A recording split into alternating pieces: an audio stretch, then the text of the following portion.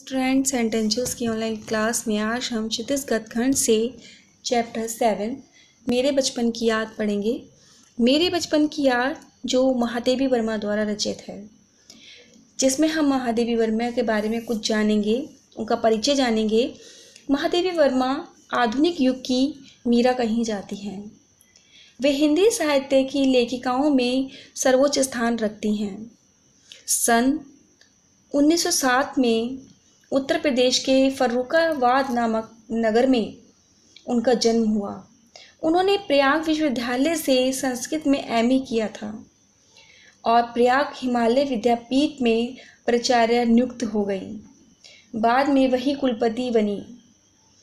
महादेवी वर्मा सन 1929 में 1929 में बौद्ध धर्म की दीक्षा लेकर बौद्ध भिक्षु बनना चाहती थी, किंतु गांधी जी की प्रेरणा से वह समाज सेवा में लग गईं।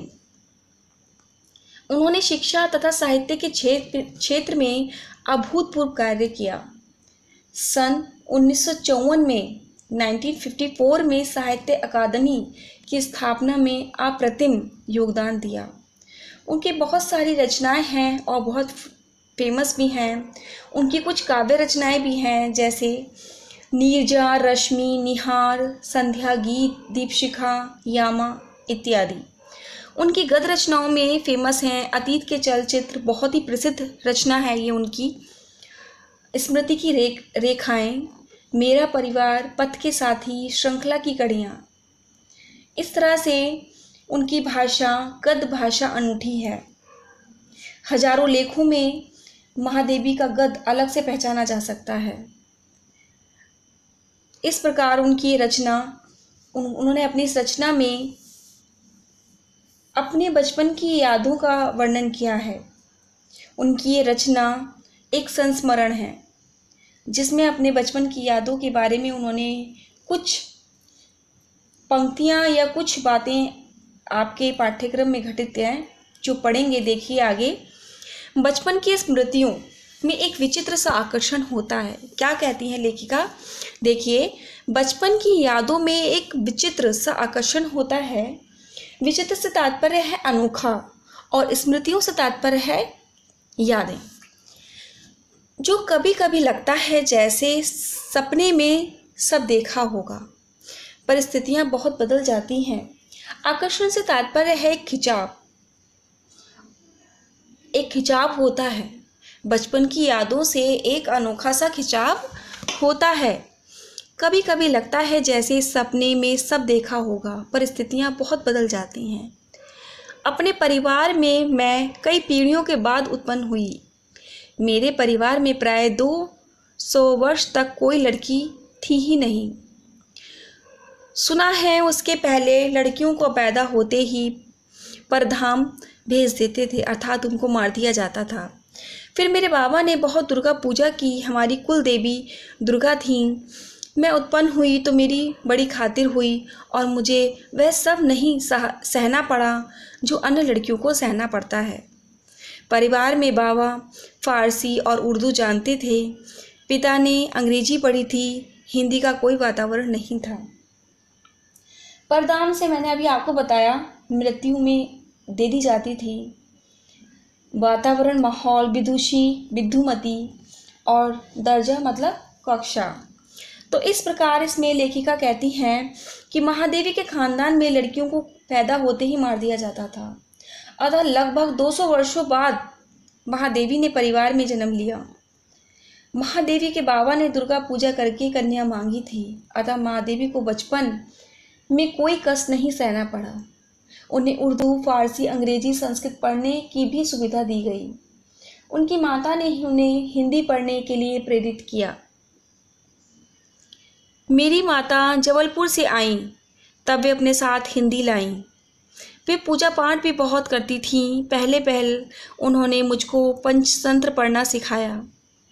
बाबा कहते थे इसको हम विदुषी बनाएंगे। मेरे संबंध में उनका विचार बहुत ऊंचा रहा। उनकी इसलिए पंचतंत्र भी पढ़ा मैंने, संस्कृत भी पढ़ी। ये अवश्य चाहते थे कि मैं उर्दू फारसी सीख लूँ, लेकिन वह मेरे वश की नहीं था या मेरे वश की नहीं थी। मैंने जब एक दिन मौलवी साहब को देखा तो मैं दूसरे दिन मैं चारपाई के नीचे जा छिपी। मैं चारपाई के नीचे जा छिपी। तो देखिए, इस प्रकार लेखिका कहना चाहती हैं कि महादेवी वर्मा पंचतंत्र और संस्कृत तो पढ़ी, किंतु उन्हें उर्दू फारसी में उनका कोई मन नहीं था। उन्हें मिशन स्कूल की प्रार्थना और वहाँ का वातावरण भी नहीं भाया, मतलब उनको पसंद नहीं आया।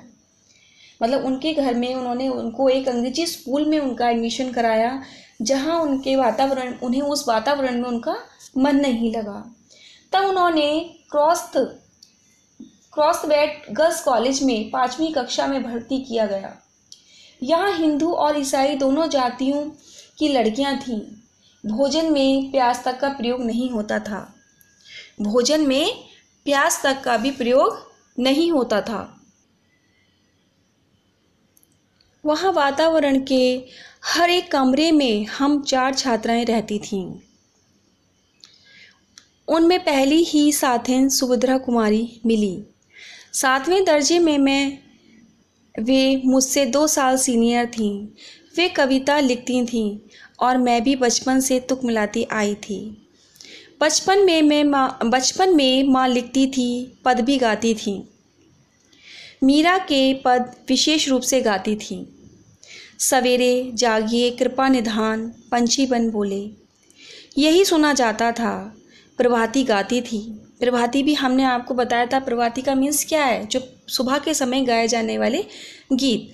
शाम को मीरा का कोई पद गाती थी। सुनकर मैंने भी ब्रज भाषा में लिखना आरंभ किया। यहाँ आकर देखा कि सुभद्रा कुमारी जी खड़ी बोली में लिखती थी। मैं भी वैसा ही लिखने लगी। लेकिन सुभद्रा जी बड़ी थीं, प्रतिष्ठित हो चुकी थीं।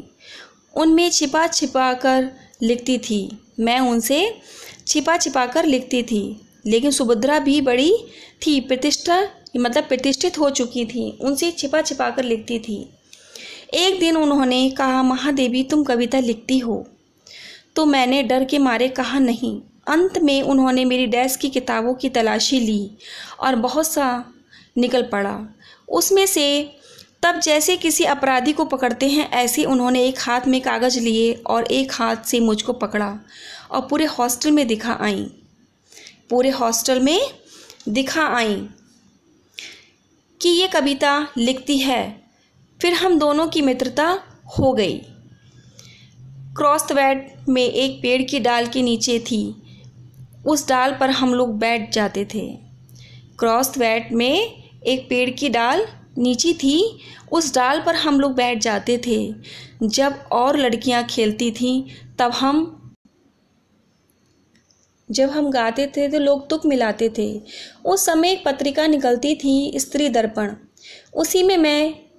उसी में भेज देते थे। अपनी तुकबंदी छप भी जाती थी।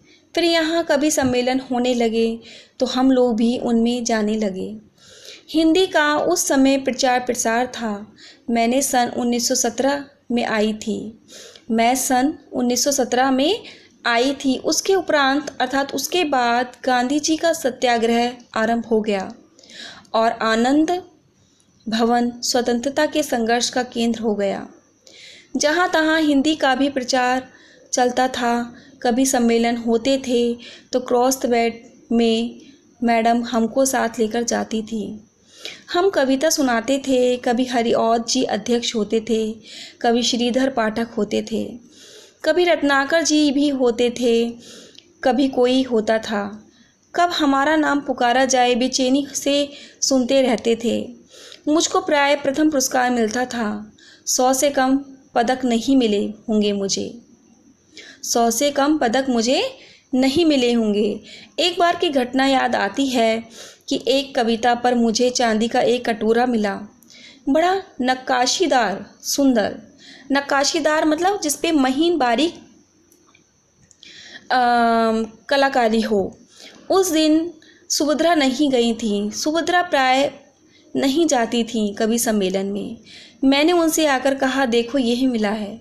सुभद्रा ने कहा, ठीक है, अब तुम एक दिन खीर बनाओ और मुझको इस कटोरे में खिलाओ। इस प्रकार लेखिका महादेवी वर्मा अपने हिंदी साहित्य में धीरे धीरे अपनी छाप छोड़ती चली गईं।